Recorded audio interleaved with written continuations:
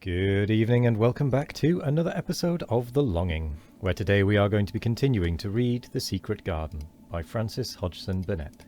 So, let's get going.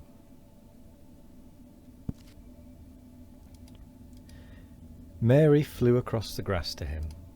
"Oh, Dickon, Dickon," she cried out. "How could you get here so early? How could you? The sun has only just got up." He got up himself, laughing and glowing, and tussled, his eyes like a bit of the sky. "Eh," he said, "I was up long before him. How could I have stayed abed? The world's all fair begun again this morning, it has, and it's working and humming and scratching and piping and nest-building and breathing out scents, till you've got to be out on it stead of lying on your back. When sun did jump up, the moor went mad for joy, and I was in the midst of heather, and I run like mad myself, shouting and singing. And I come straight here. I couldn't have stayed away. Why, garden was lying here waiting." Mary put her hands on her chest, panting, as if she had been running herself. "Oh, Dickon, Dickon," she said, "I'm so happy I can scarcely breathe." Seeing him talking to a stranger, the little bushy-tailed animal rose from its place under the tree and came to him, and the rook, cawing once, flew down from its branch and settled quietly on his shoulder. "This is a little fox cub," he said, rubbing the little reddish animal's head. "It's named Captain, and this here's Sut. Sut, he flew across the moor with me, and Captain he run he run same as if the hounds had been after him. They both felt same as I did." Neither of the creatures looked as if he were the least afraid of Mary. When Dickon began to walk about, Sut stayed on his shoulder, and Captain trotted quietly close to his side. "See here," said Dickon. "See how these is pushed up, and these, and look at these here."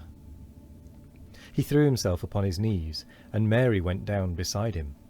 They had come upon a whole clump of crocuses burst into the purple and orange and gold. Mary bent her face down and kissed them. "You never kiss a person in that way," she said, when she lifted her head. "Flowers are so different." He looked puzzled, but smiled.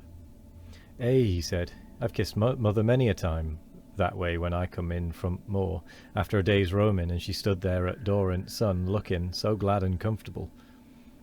They ran from one part of the garden to another, and found so many wonders that they were obliged to remind themselves that they must whisper or speak low. He showed her swelling leaf buds on rose branches, which had seemed dead. He showed her 10,000 new green points pushing through the mould. They put their eager young noses close to the earth and sniffed its warm springtime breathing.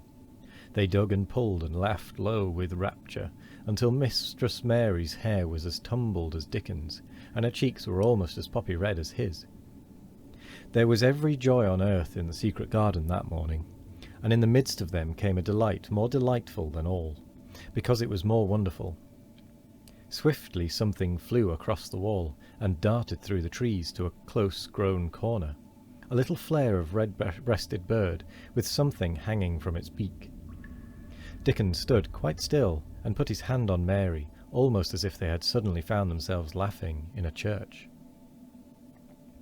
"We munnot stir," he whispered in broad Yorkshire. "We munnot scarce breathe. I knowed he was mate hunting when I seed him last. It's Ben Weatherstaff's robin. He's building his nest. He'll stay here if us don't fight him." They settled down softly upon the grass, and sat there without moving. "Us mustn't seem as if we was watching him too close," said Dickon. "He'd be out with us for good if he got the notion of us was interfering now. He'll be a good bit different till all this is over. He's setting up housekeeping. He'll be shyer and readier to take things ill. He's got no time for visiting and gossiping. Us must keep still a bit, and try to look as if us was grass and trees and bushes. Then when he's got used to seeing us, I'll chirp a bit, and he'll know us'll not be in his way." Mistress Mary was not at all sure that she knew, as Dickon seemed to, how to try to look like grass and trees and bushes. But he had said the queer thing as if it were the simplest and most natural thing in the world, and she felt it must be quite easy to follow him. It must be quite easy to him. And indeed, she watched him for a few minutes carefully, wondering if it was possible for him to quietly turn green and put out branches and leaves. But he only sat wonderfully still, and when he spoke, dropped his voice to such a softness that it was curious that she could hear him. But she could. "It's part at springtime, this nest building is," he said. "I warrant it's been going on in the same way every year since the world has begun. They've got their way of thinking and doing things, and a body had better not meddle. You can lose a friend in springtime easier than any other season if you're too curious." "If we talk about him, I can't help looking at him," Mary said as softly as possible. "We must talk of something else. There is something I want to tell you." "He'll like it better if us talks of something else," said Dickon. "What is it there's got to tell me?" "Well, do you know about Colin?" she whispered. He turned his head to look at her. "What does there know about him?" he asked. "I've seen him. I've been to talk to him every day this week. He wants me to come. He says I'm making him forget about being ill and dying," answered Mary. Dickon looked actually relieved as soon as the surprise died away from his round face.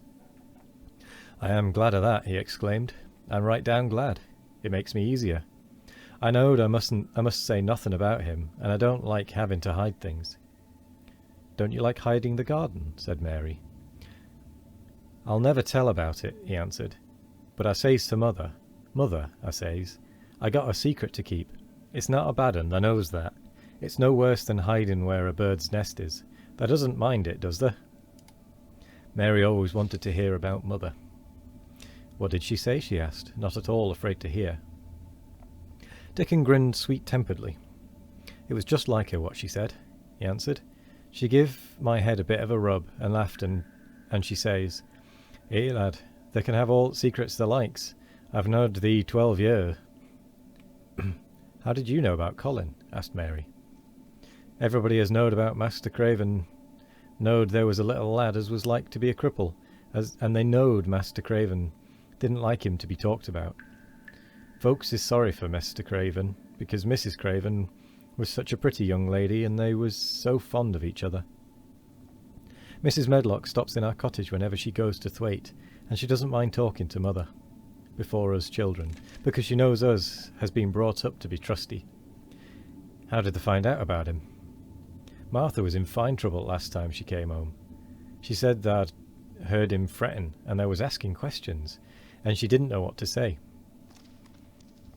Mary told him her story about the midnight wuthering of the wind which had wakened her, and about the faint, far-off sounds of the complaining voice which had led her down the dark corridors with her candle, and had ended with her opening of the door of the dimly lighted room with the carven four-posted bed in the corner. When she described the small ivory-white face and the strange black-rimmed eyes, Dickon shook his head. "Them's just like his mother's eyes, only hers was always laughing, they say," he said. "They say as Mr. Craven can't bear to see him when he's awake, and it's because his eyes is so like his mother's, and yet looks so different in his miserable bit of a face." "Do you think he wants to die?" whispered Mary. "No, but he wishes he'd never been born. Mother says that's the worst thing on earth for a child. Them as is not wanted scarce ever thrives. Mr. Craven, he'd buy anything as money could buy for it, poor lad, but he'd like to forget as he's on earth. For one thing, he's afraid he'll look at him some day and find he's growed hunchback." "Colin's so afraid of it himself that he won't sit up," said Mary. "He says he's always thinking that if he should feel a lump coming, he should go crazy and scream himself to death." "He oughtn't to lie there thinking things like that," said Dickon. "No lad could get well as thought them sort of things." And with that we come to the end of the reading portion, because there is not enough time to do another page, unfortunately. I may have just stood up again from the chair, but oh well. As always, we're making more progress through the secret garden. Excuse me, my throat's a little croaky at the minute. But anyway, that is the end of it. So thank you very much for joining me today. I hope you all have a wonderful morning, evening, afternoon or night. No matter what time of day it is, I hope you all have a wonderful one of it. And as always, we will be back tomorrow for more of The Longing. Goodbye.